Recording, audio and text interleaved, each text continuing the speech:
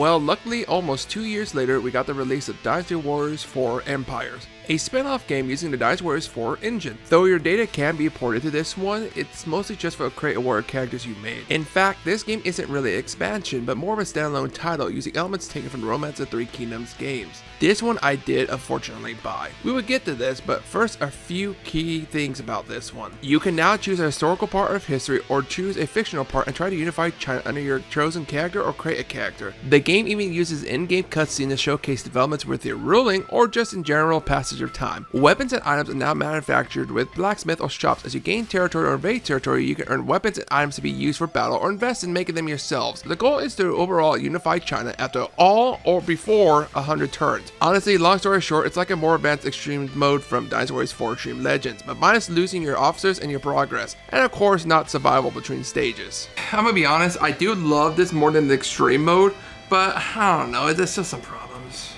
Listen to the masters you have. Ungrateful shit. Look, I explained some stuff, okay? Just let me try. Your life is like twig, wind snapping in between my fingers. I'm just a trick. The dirt I stand on, the rooms cutting out of it has more meaning unlike your existence.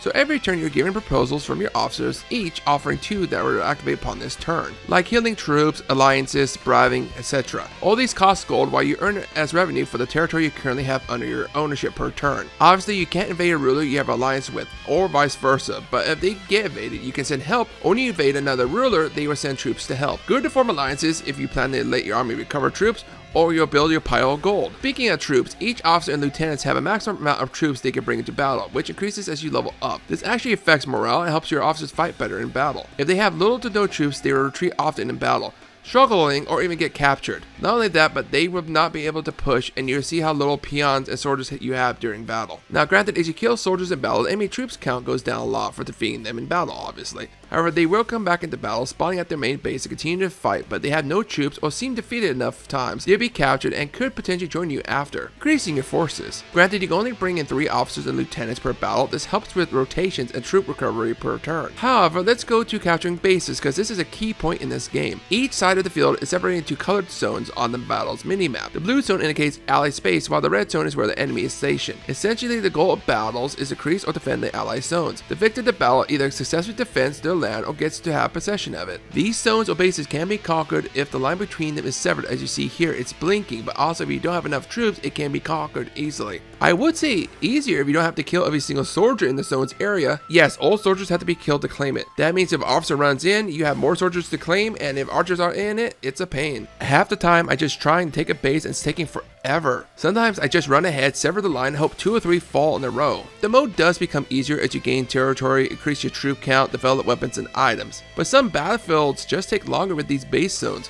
I will give the game credit where credit is due. I love that I can choose any of the officers in my force to play with for evading or defending, including generic NPCs, which aren't normally playable, which, they have basic move sets. That's kind of cool. And each officer has skills to use in battle, like Hawkeye, ambush, support, taunt, courage, charge, negotiate, rally, shield, etc. These skills unfortunately can only be used by computer controlled officers, so you can't be the one to taunt an officer or initiate a fire attack. Only a computer controlled one will use it, if your bond is strong enough with them. Randomly in battle, sort of a downside, but it does change up the fights. The Create a Warrior got updated in this game too, with a few new items to customize them. Additionally, customize the color of their outfit, skills, tone of voice, and can finally choose one of the game's playable characters as your weapon and moveset. Finally, this was probably the best part of this game, being able to have Lu Bu or Sao Dude's weapon and moveset, even Gan Ning's. And then starting Empire mode with your created character.